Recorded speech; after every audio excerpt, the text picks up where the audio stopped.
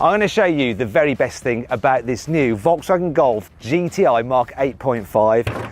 It is the fact that they have rated the 2-litre turbocharged petrol engine from 245 horsepower in the Mark 8 to now 265 horsepower here in the 8.5. They do still have the same 370 newton meters of torque. But what does this mean in terms of acceleration? Let's find out. I said it a bit harsh.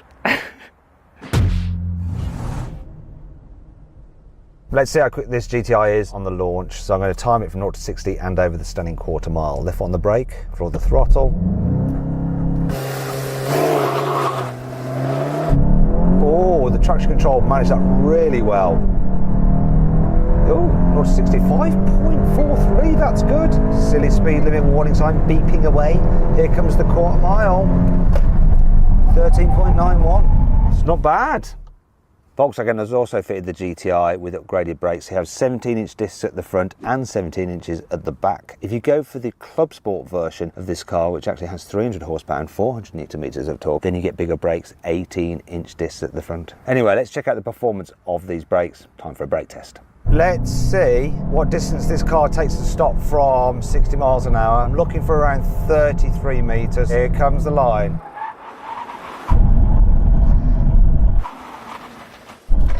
That was 2-foot braking. What did we get? 33 meters back on. I'm happy with that. The GTI's upgraded suspension over the standard Golf, so you've got uprated springs and dampers and a low ride height too. You can of course upgrade to adaptive dampers like on the standard Golf, and you have 1, 2, 3, 4, 5, 6, 7, 8, 9, 10, 11, 12, 13, 14, 15 different stages. Now the GTI ones obviously operate towards a sportier end of the scale, but the comfort is soft enough that it really does make the car easy to live with every day, and the Hardcore Sporty is sportier than the sportiest setting of the normal standard dampers. If you get one on a boat, you probably don't, because I'm starting to mutter rubbish. Anyway, just get them. They improve the car, they just do. They're worth the extra money. The GTI comes with a front limited slip differential as standard. However, it's electronically controlled, which means you can get the best of both worlds. So when you want it to act like an open diff, it will do that, so you don't have any of the downsides of a normal locking differential. But when you want it to lock up, then it will do that too, so you get maximum traction when exiting turns. The GTI gets Volkswagen's progressive steering as standard. That means it takes less than 1, not even 2 turns to go from lock to lock. The result is that at low speed corners there's less like wheel twirling, so really good for hairpin turns. But when you're actually just driving along or just doing like sweeping turns, it's less sensitive. The steering wheel is in this sort of area, so the car feels nice and stable. The GTI now gets the VCAR Dynamics Manager, which was previously just reserved for the Club Sport version. Now what that does is take all the information from the car's parameters, and then it controls the EDIF, the steering, the ESC for optimum driving performance. It's far too clever for me actually. Right, let's check out the handling prowess of this Golf GTI. So I'm going to be in manual mode for the gearbox. Well, see what it's like.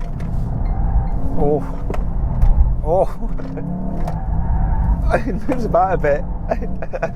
Now I've got the stability on. What I'm going to do is press that button. Stability. Stability control off, and you can. You can feel the car. It's a bit lively, but still predictable. That's one of the good things about the Golf GTI. So well balanced. I mean, I'm understeering like crazy here. Let's try in a corner, so lift off a bit. Still a bit understeery. Let's try this one, get the nose in. Oh, it will rotate a bit. This DSG gearbox is fairly quick on the upshift. Can be a little delay on the downs, but hardly at all. It's pretty good for this kind of stuff. And this is how I'd always drive it from having fun, right? I'm never going to put it in automatic mode, even though it's probably actually more effective. Now, one of the things that's impressive is that even though I'm in sports mode and it's set the dampers in their sports setting, it still feels like quite a soft compliant car. It's a good thing. It's also a slight bad thing. You know, for a hot hatch, you do want it to be a little bit more raucous and hardcore. What I'm going to do then is actually go into the mode button, individual, put the damping into fully hard, everything into sport. Don't know what these things mean in German, but sport, regardless, the auto cruise, sport. Okay, I don't know what. Okay. No! Put everything into bloody comfort again. Stupid thing. Wish I could speak German. Right, yeah. Don't press that button. It's probably reset or something. There we go. We're fully sport now, and fully sport dampers. Right, let's give it another go. Get off that screen just in case it all goes to toss. Do you know what? I don't think that's made the dampers feel any... You know, it's pretty good, and I do like the steering in this car. But it's still a little bit on the soft side for me. I drove the previous generation, the Mark 8 Club Sport recently, and that, honestly, it just feels a load better. Plenty of understeer, pad driving, get the nose in.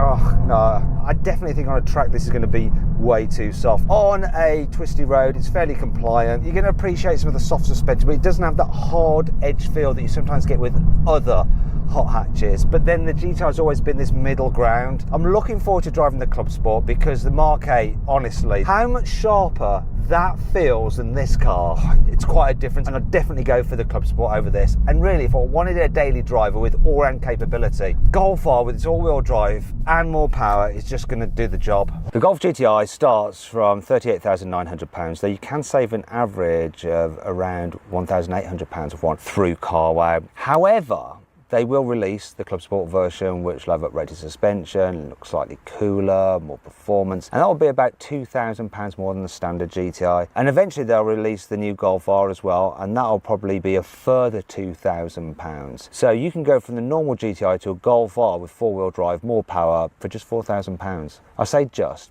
but really you are getting a lot for an extra £4,000.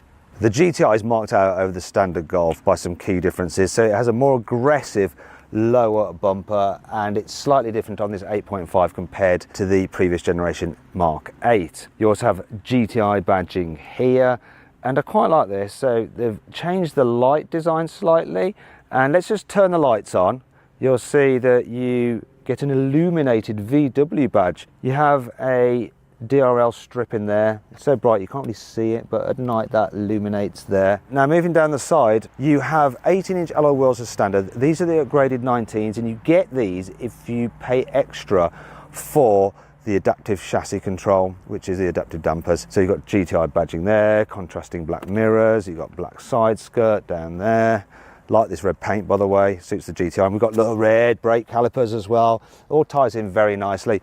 Here at the back, we've got some redesigned tail lights over the previous generation GTI. Not very sporty. You've got your GTI badging there. Little roof spoiler. If you have the Club Sport, you've got a bigger spoiler. Now down at the bottom, they've redesigned the rear bumper over the standard Golf. And once again, it's slightly different to the previous generation GTI as well. You get twin exhaust pipes. If you go for the Club Sport, you can upgrade to an Akrapovic exhaust. You can't on the standard GTI. Also, the GTI has this kind of fake diffusery thing going on here. The Club Sport version is more aggressive looking. Anyway, one of the things I've always liked about the Golf GTI is that it looks sporty, but not overtly so. It's quite a neat and tidy, yet desirable looking car. It can be all things to all people.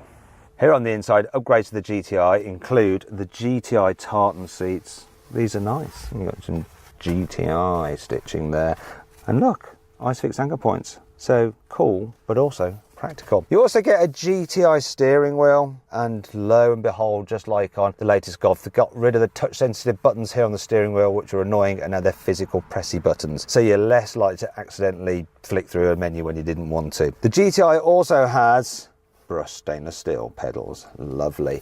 But really, that's about it. Oh, apart from this, look! You got the GTI badge there on the dials. And of course, the dials have this red theme, though if you don't like red and you kind of wish you bought a Golf R and all the things were blue, look at this. With this new upgraded infotainment system like you get on the 8.5 Golf, you can change the colour of the ambient lighting, and it does change the colour of the dial. So let me just do this, look. Change that one and that one, look. And now we've got blue dials. So let's cycle through to some of the other views. Couldn't do this on the old GTI. Look, we've now got blue dials. I can pretend I'm in a Golf R. I'm still going to wish I had the Golf R. Sorry, GTI fans. Anyway, back to this new infotainment system. Like I say, it's the same as on the standard Golf, so it's upgraded over the previous one. Less of a hassle. You still have these annoying slider buttons for the climate, and to get into the main climate menu, you have to press this button down here and then do it through the screen. Bit of an arse still, rather have physical buttons, but it's generally a bit easier to use than before and more responsive, though it's still not the fastest in the world. Come on, kart. Yeah, but still, it's not that bad, is it? And that's pretty much it. That's all you need to know. Oh, I forgot this, the red stitching. A little bit of extra red stitching to remind you that you got the GTI. Nice. People in the back also get to enjoy some GTI-ness. So look, there's tartan seats back here as well. Now, headroom is pretty good. However, knee room is a little bit on the tight side. However, this is still practical enough for a performance car. It's the same story with the boot. So 374 litre space, which is towards the smaller end of these kind of hatchbacks, but it's a nice square useful shape. Though the GTI's boot is 7 litres less than the standard cars, and I think it's because of this here. That appears to be some form of like bass speaker for the sound system. Anyway, that brings me to 5 annoying things about the Golf GTI. These wide back GTI sport seats do impair the vision for people in the rear, so it's a bit hard to look out the front window, and that can make you feel a bit car sick. I'm speaking from experience. The Golf GTI has a sports exhaust. Rev it up. One more. Okay. So it does sound better than a standard, you know, everyday Golf's exhaust. Now that was it in comfort mode. Put it into sport. Right, that should make it a bit louder. So rev it up now. Oh. That sounds a lot better. The problem is though, the soft limiter. Rev it up. So how much better would that sound if you could rev it all the way? Also, it's a bit of a shame that with the standard Golf, you can't pay extra for the Akrapovic exhaust, because that sounds even better. You can only get it on that Club Sport. You can't get any version of the Golf GTI anymore as a manual. So no more famous golf ball gear knob, just the same little toggle lever that you get in every other normal Golf. Even though you may have the car in manual mode, it will auto change up. Watch this. So in first gear, flooring it. Look, it says it's in manual, yet it's changing up itself. That is not fully manual. I want full control. I want to be able to have the car pinging off the limiter if I cock up a gear change. Manual should be manual. In the Golf R, you have the drive mode select button here on the steering wheel, so you can just press it very easily when you're driving along. However, in the GTI, it's here, like on every other Golf. So seeing as it's like not a physical button but a touchpad, you're sort of like, oh no, and you're taking your eyes off the road far too long. Why can't we just have the button on the steering wheel, eh? No, I've got the car in comfort mode, and as a daily driver, this is where the GTI really just excels. You wouldn't know that it was a sporty model apart from the GTI logo on there. It's just so easy to live with, and obviously with the auto cruise control and stuff like that, it will brake, it will steer to keep you in lane. It really is chilled, and it's well insulated as well, and with these adaptive dampers in their comfy setting. I mean, it rides over bumps so very well. It's incredible, really. And in the corners, compared to a standard car, it just grips better. But you don't feel like it's really hardcore sporty, which in some ways is a benefit, but at the same time is also a bit of a shame. But I guess the people who want a Golf GTI know all about this, and they just like the badge, they like the look of it, they like the extra sporty elements, and they know that it's got extra performance over a standard Golf. But for me, in terms of hot hatches now, it's not where I'd be shopping. So then, what's my final verdict on the Volkswagen Golf GTI? Should he avoid it? Should he consider it? Should he shortlist it? Or should he just go right ahead and buy it? Well, with this normal GTI, I think you should consider it. You know, it really is a good all-round performance car. However, I would have said shortlist it, or maybe even buy it, if it wasn't for the fact that for just £2,000 more, you could get the Club Sport, which is going to be a better car. And for a further £2,000 on top of that, you could get the Golf R, which I would say either shortlist or go right ahead and buy. So really, this standard GTI just doesn't make any sense to me. I don't recommend it. Don't get it. Pay the extra and get the slightly better versions of the Golf performance models.